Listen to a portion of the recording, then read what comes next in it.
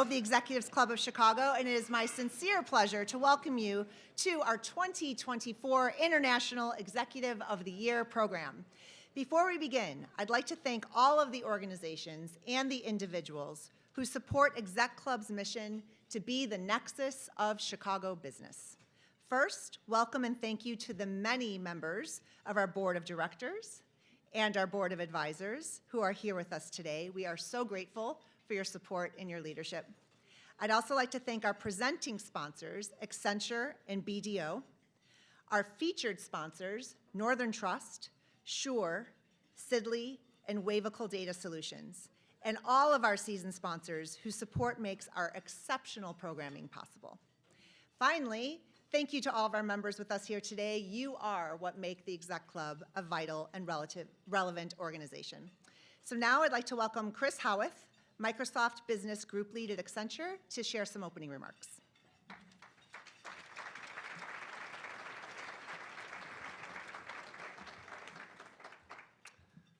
Thank you, Margaret, and good afternoon, everyone. My name is Chris Howarth, and I have the privilege to lead our Microsoft Business Group at Accenture, which also includes our joint venture with Microsoft, which we started 25 years ago, called Avanade. It's our honor to co-sponsor today's event, recognizing, of course, Satya Nadella, Chairman and CEO of Microsoft. As Microsoft's top partner for the 19th year, I think we can truly say we are leading the way in driving innovation and outcomes through AI. Our partnership extends beyond technology. Our industry solutions are aimed at driving efficiency, productivity, and growth for our customers. Earlier this year, we were really proud to receive the inaugural Copilot for Business Transformation Award, underlining our market leadership in driving reinvention of processes with Copilot technology. And building on this momentum, last week, I was really excited to announce our new business transformation practice. Over 5,000 dedicated practitioners focused solely on Copilot from Avanade and Accenture with Microsoft product specialists. This practice demonstrates our strength and commitment to driving innovation in this key technology, and we really look forward to working with Microsoft and our top customers around it.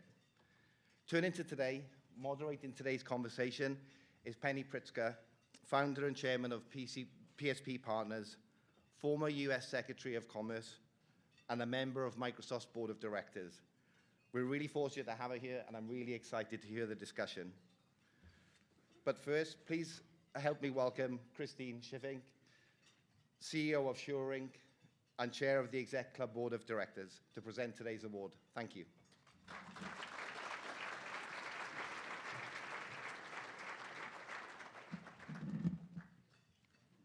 Thank you, Chris. Since the creation of this award in 1995, the Executives Club has honored a global CEO whose exemplary leadership has created a significant contribution to their company and to the global business community. The club's board of directors nominates and votes on our awardee based on a selection criteria that includes innovation, company performance, and personal and corporate modeling of values-based leadership. As chair of the board of directors and on behalf of the Executives Club of Chicago, it is my absolute pleasure to introduce the 2024 International Executive of the Year, Satya Nadella, Chairman and CEO of Microsoft.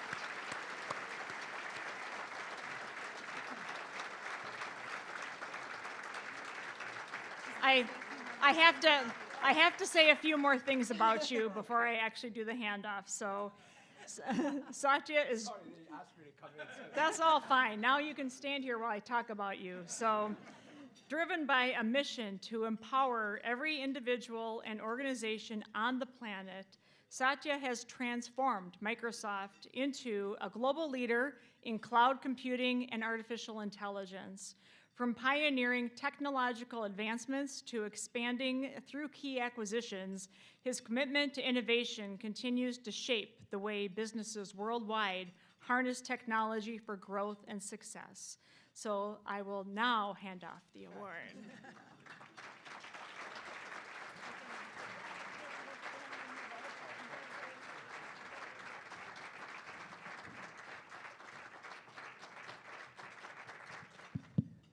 Satya.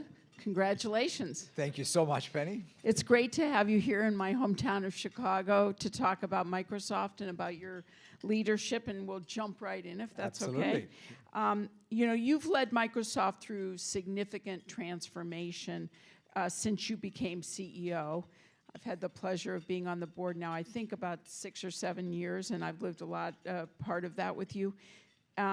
And leading us through the latest transformation, through this moment that we're in where AI is upon us. What's been the key to transformation at Microsoft? No, again, thank you so much, Penny. It's fantastic to be back in Chicago, and it's also, you know, quite intimidating to be interviewed by your boss. You know, you don't know whether it is your review or is it an interview? But to your point, Penny, to me, one of the things that I always go back to is in order to get things right on any given technology inflection, like AI, what are the foundational pillars in an institution or an organization like ours that you have to really first get right? When I look at it, I've been at Microsoft now for 32 years, and it's been it's been a privilege to watch, I'll say, 4 major inflection points, right? The PC client server, then there was the web internet, the mobile cloud, and this is the 4th one. And when I reflect back on all of those, I think we've gotten it more right when we first focused on our sense of purpose and mission, right? I always go back to that. Even today, when we were doing the keynote at Ignite, which is our largest conference, and talking about Copilot or all of the announcements, I go back and say, look, are we creating technology that empowers others to create more technology? That was true in 1975 when the company was founded, and that's true in 2024 right here in Chicago. So that's one, like reinterpreting the mission to meet the current needs of the broader society, the customers, and the economy. That, I think, is one job. The second one, of course, is culture, right? Which is the only way you're going to be able to do that reinterpretation is to be always learning, right? I mean, if you don't have a culture of learning, that's where I think we were lucky enough to pick up this Carol Dweck's work on growth mindset, take that and adopt that as our cultural meme. And so we said, like, the simple way we've described it is you go from being know-it-alls to learn-it-alls. And the day you say you learn it all, that means you're a know-it-all. So that's the beauty of even that definition. And so those are the two, I would say, Penny, have stood us well. We don't take that for granted. And then, of course, you have to get many other things right. You got to get products right, strategies right, execution right. But I do believe that mission and culture are the ones you have to constantly focus on, curate, and ensure that you're paying attention to it, because without it, your chances of success are going to be nil. You may not know this, Satya, but one of the things when I finished serving in the government, I was thinking about boards, and I was really interested in going on a technology company board, and I was approached by several. It was the mission and the culture of Microsoft. I actually, there were some that approached me, and I was like, ooh, that is just not going to be good for me. and there are others. I want to ask you to name it. That's for a board meeting conversation. But it, honestly, without the mission and the culture and the values, it could be a very, very, very different company. And so thank you for that kind of leadership. You mentioned the Ignite conference, and it's so fantastic to have Ignite here in Chicago. I know there are a lot of announcements that you're making and how Microsoft is innovating in AI. Talk about the 3 platforms that you're building, and tell us more about them, and how are they impacting every customer? Yeah, I think it's always helpful when we're talking about sort of a new technology to even understand what is this underlying force behind this technology. If you look back with computing broadly over, let's say, the last 50 years, maybe even 70 years, there's been one thing that's driven it. It's Moore's Law, which is basically, this is one of those commodities where the prices of that commodity every 18 months dropped by half, or you could say performance improved by twice, right? So that's sort of essentially what was happening. That's what drove Windows, that's what drove server, that's what drove cloud. Interestingly enough, we're seeing similarly performance improvements that are happening every 6 months. In AI, you reference them as scaling laws, right? Sometime around 2011, with deep learning, you started seeing that inflection. And they became even more impactful, I would say, since 2018, 2019, with these transformers or this Gen AI phenomena. And so every 6 months, you have essentially doubling of performance, right? So in fact, another artifact of this is we've dropped prices of these GPT models by 20x in 18 months. I mean, think about any other commodity. So if you sort of say this AI is a new output for all new input for all output. It doesn't matter which industry, you can use this malleable input to create value-added output. And that's what's happening, and that's where we are focused on. Copilot to me is, think of it as it's the UI for AI, right? So I want, retrieve information faster. I want to be able to create information faster. Software engineering. We had taken the joy out of software engineering because what we did was, you said in order to be a developer, all you're doing is searches and you're going to Stack Overflow or lots of other places to copy, paste code into your IDE and then hope it compiles and it doesn't have bugs. Whereas now we have a Copilot built into GitHub, and it just makes you as a software developer stay in the flow of your work. And the same thing is happening pretty much in whether it's in finance. In fact, this morning, one of the most beautiful demos, which I love a lot, is in Excel.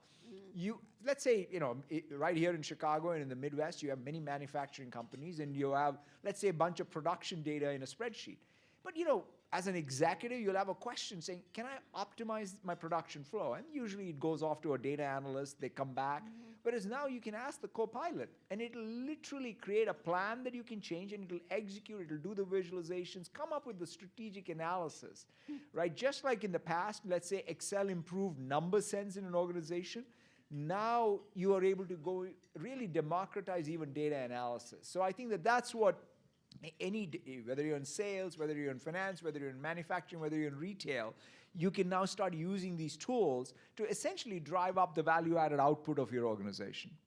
So help us, we have so many leaders in the room here, help us think about how we lead adoption of AI. For me, I've thought about innovation, I've thought about efficiency, I've thought about disruption, I'm trying, and threats. I'm trying to, think through the various adoption. And we talk about this, I know, at the board meeting quite a bit.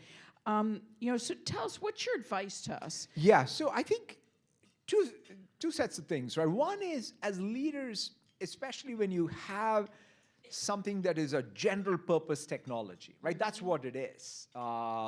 It's like PCs back in the day. I mean, I'll give you this analogy, right? Let's say in the late 80s, how did PCs make their way into the workplace? First, it's probably some of the lawyers brought it in saying, hey, this is easier to draft a contract and review contracts, and all the red line features all come from there. Then finance brought it in and said, oh, we love Excel, we want to be able to create spreadsheets and so on. And then by early 90s itself, they started becoming standard issues because they said, well, you can't be, legal doesn't work in isolation, finance doesn't work in isolation, everybody is creating work artifacts and there's workflow between people and you need to be able to automate it, and everything changed.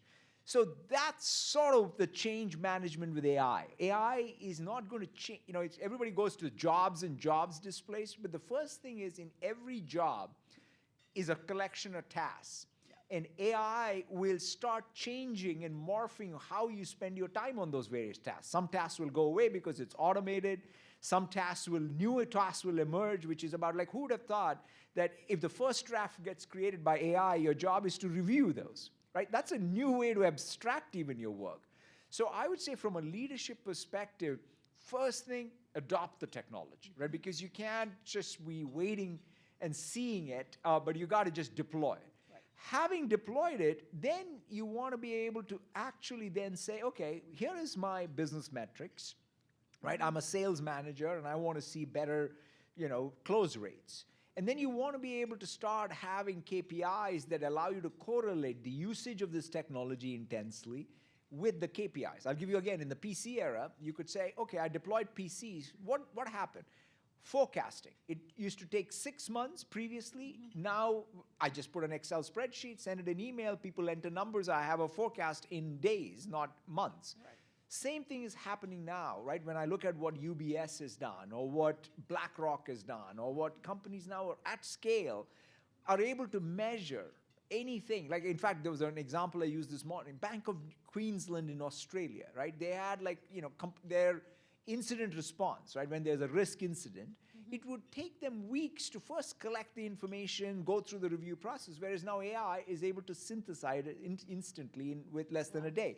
So that type of productivity gains, right, you want to be able to measure, celebrate, and then correlate it back to the usage of the tool. So that's the change management. So leadership, I think, is ultimately all about motivation and change management. And I think that's what we have to do.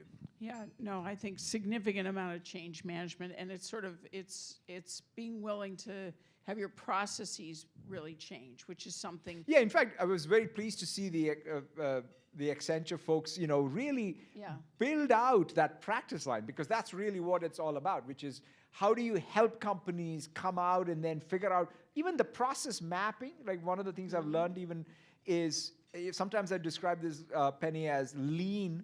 What lean did for manufacturing, you can think of AI doing for knowledge work. Right. It's a good way to, because one of the things is, it's map the process and then increase value, reduce waste for every role in every business process. And so that's the job, I think, at hand. Right, which is and also increase your access to knowledge is greater, and then you have to then go from there into insights. That's right. Right. That's right. So it's hard to talk about AI without talking about trust, and Yep. we talk about trust at Microsoft a lot. How do we ensure that we're maximizing the benefits of the platform, but we're also mitigating risk? Yeah, first of all, being super clear-eyed about it. In fact, this morning, I used even this quote by a University of Chicago professor of philosophy, John Hoagland, who wrote, I think 50 years ago, a seminal paper where he said, the problem of artificial intelligence is that computers care a damn, right? But we do.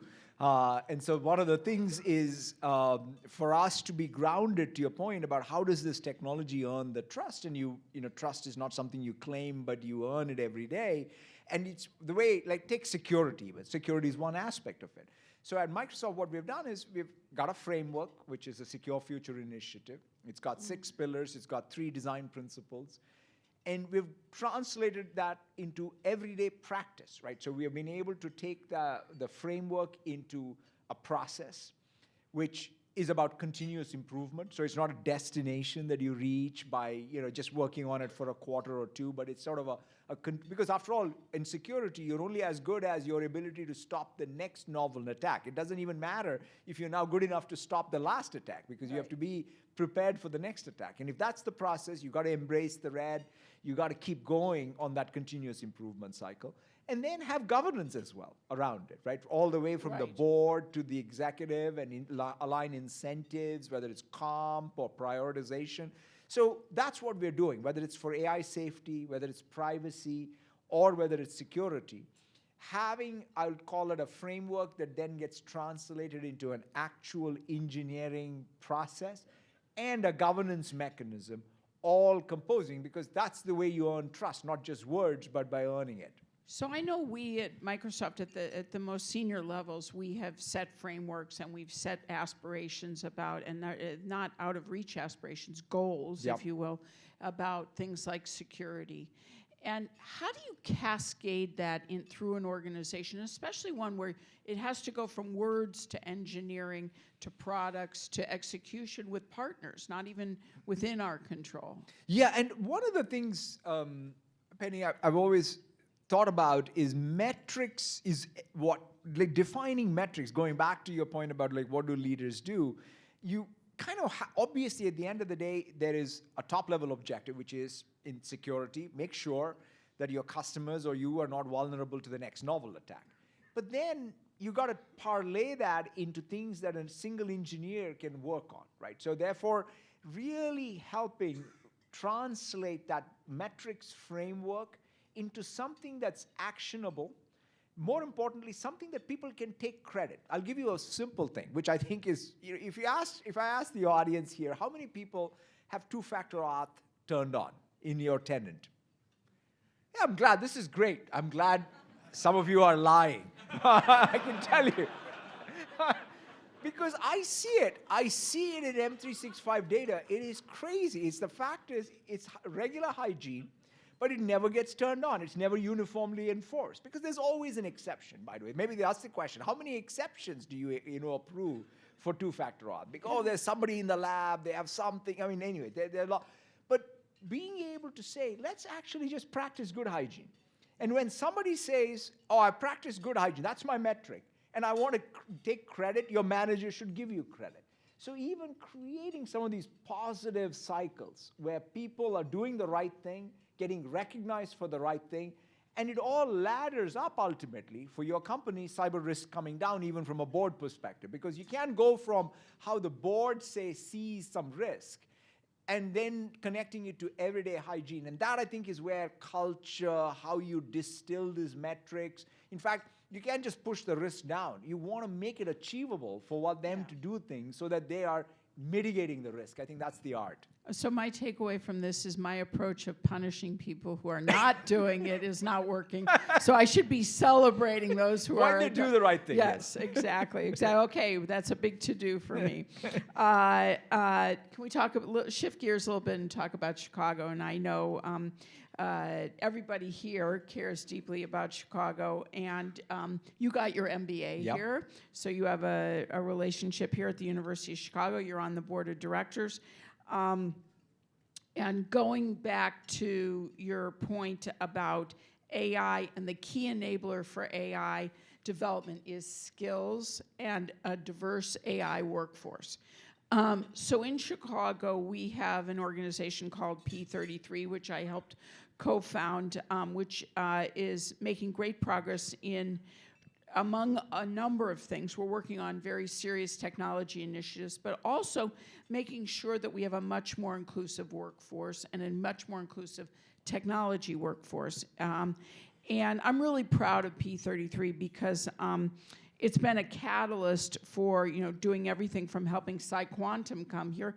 We had a conversation earlier about the quantum leadership in Chicago. But also, we have companies like Northern Trust that have been partnering to develop AI talent and support of their usage of Microsoft Copilot here on the south and the west side at a program called The Exchange, which is really, really cool. And a bunch of us have come together to make that a reality. So when you look at Chicago, what advice do you have for us as we continue on our journey to be a tech hub? P33 was founded on the idea that we punch below our weight here. We talked a little bit about losing out on the internet, if you will, a long time ago. And so we don't want that to happen again. What advice do you have for us?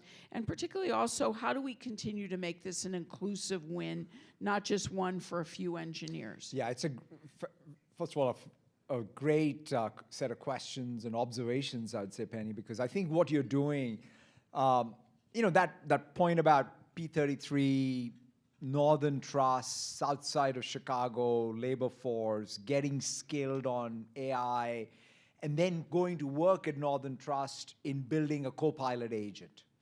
That, to me, is magic, right? I mean, that is when I say, how do technology platforms actually get established, and more importantly, how do they drive benefits that are broad?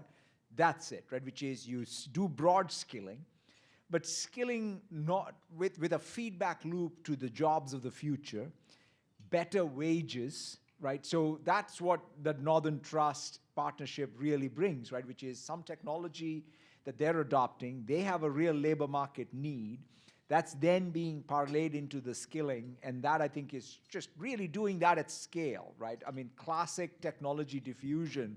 I think Chicago and the Midwest broadly getting ahead. I think is crucial for the United States, quite frankly, because if I look back, right, sometimes we talk about how does the US lead, let's say, in this next phase. It's not about, one coast of the United States doing great innovation. It's really not. It's about the broad diffusion of this technology across the length and breadth of the US economy and society. And that requires broad skilling. So that's, I think, one side of it, and it's great to see that example, and I think we just keep at it. The other side is also what you mentioned. After all, there is going to be more and more innovation that's driven by AI and quantum, right? I mean, Chicago has always been a place where it's been great engineering schools, great schools of science. What Governor Pritzker has done even in just getting this quantum programs here and just driving that connection between the universities is fantastic to see. And so to us, that, by the way, is, to your point, is not even just the few scientists, right? So to me, it's about an industry that will get transformed. That will then create even how does, if science itself is becoming computed, right? That's kind of what's happening. I think we're going to have more scientists, right? One way to say it is, and the elite science will not go away. Elite science will remain elite science. But I do feel that we're at a stage where there will be more people involved in science, right? Whether it's material science or whether it's in biology, to help move the frontiers of productivity in science. And that's where I think Chicago can lead. Well, you made a point earlier in a conversation about skilling, allowing us to, there could be 1 billion coders on this planet, or there could be more and more of us are going to be involved in science, even though we're not scientists per se. And I think this, I'll just put a plug in here for the exchange. Those of you running businesses here, we can do training down in the South and the West Side that can help develop talent for you as you adopt Microsoft's Copilot, okay? I put the plug in. Okay, so talk about empathy. Empathy is really important as a leader. Why? I mean, what's the role of empathy in leadership? Yeah, so I came at this sort of from the following angle, right? Because most people, when you hear the word empathy, they think it's some soft thing that hasn't got nothing to do with business and so on. But if you sort of say, look, what's business all about? Business is all about meeting unmet, unarticulated needs of customers. I mean, at some level, the only way you're going to be able to do that, unmet, unarticulated needs, is having deep empathy for what the customers are trying to get done, right? I mean, in fact, you could say, oh, well, that's design thinking. That's a technical way to phrase empathy. But you can even invoke what I think is most human in all of us, which is empathy. Which, by the way, at least speaking for myself, every day you learn how to walk in other people's shoes through life's experience, because life teaches you that. So invoking that in you, bringing that to work, and makes you a better innovator at work. So I think that's why I think empathy is one of those most under-talked about hard skill. Like, in fact, we think of it as a soft skill. It's the hardest skill. But it is also something that innately we all have. And we have to exercise that, in everyday practice of innovation. My observation, Satya, is the best leaders that I have met have developed their empathy. And it's a skill as much as it is an innate or a desire, if you will. And so I think for all of us, the people that I admire most in leaders have really worked on their empathy and have a lot to teach us.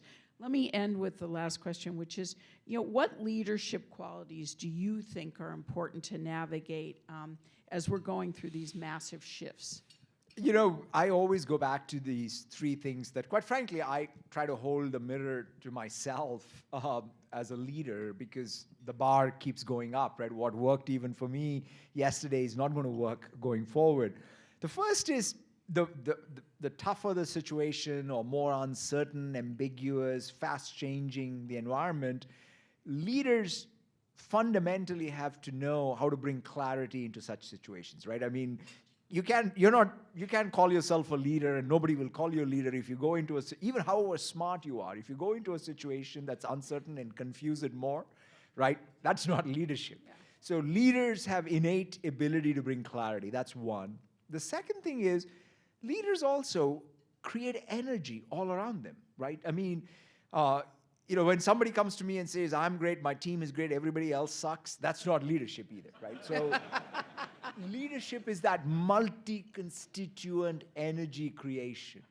And you meet a leader, you don't come out sort of, like, wow, like that was a horrible meeting. You come out and say, I want to join that team or that person. And so that's second. The third, I think perhaps the most important one is leaders also don't say, look, I'll just perform when the weather is perfect in Chicago, right? That's not how you do it. You come here, you take whatever you have, and you become an expert in solving over-constrained problems by unconstraining you and your team in particular, right? So you find a way, right? Leadership is about finding a way. And so these three things, bringing clarity, creating energy, and ultimately driving success, those three things, I mean, you're never going to be perfect, but that's the pursuit of leadership at least. Satya, I'll say on behalf of everyone here, first of all, definitely well-deserved award, but it's a real pleasure to learn from you, and thank you for making yourself available so that we could all benefit from your wisdom. No, thank you so much, Penny. Thank you. Thank you for that. My name is Bruno Supa. I am the CEO of BDO Canada, this year's Partner of the Year in Canada, Microsoft Partner of the Year. I'm also a global board member. I want to thank you all for being here today. I'm from Toronto. Toronto right now, Taylor Swift is busy playing 6 shows. On my way down to Chicago, or over to Chicago, my 13-year-old daughter asked me what I was doing here. And I said I was going to meet Satya and I was going to be able to close out an event with him. And she said, so he's like your Taylor Swift? And I said, yeah, that's pretty much, you got it, kiddo, pretty much it.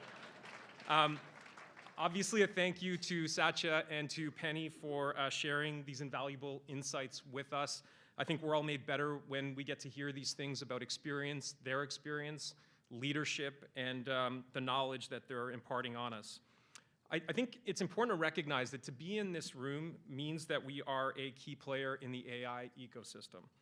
And we're at the forefront of innovation, which means we have both this immense opportunity, this immense business opportunity, but also an incredible social responsibility.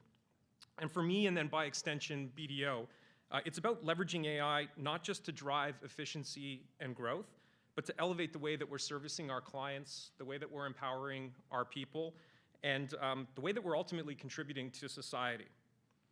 It's a commitment that we lead with integrity, ensuring that our role in this era of transformation leaves a lasting and positive impact. So on that note, and on behalf of the Exec Club, we appreciate you joining us today. The club would love feedback. I think there are some tents on the table with QR codes, so please scan those. Only 4 questions is what I'm told. A little bit of housekeeping here. Thank you again, and enjoy the rest of your day. Thanks.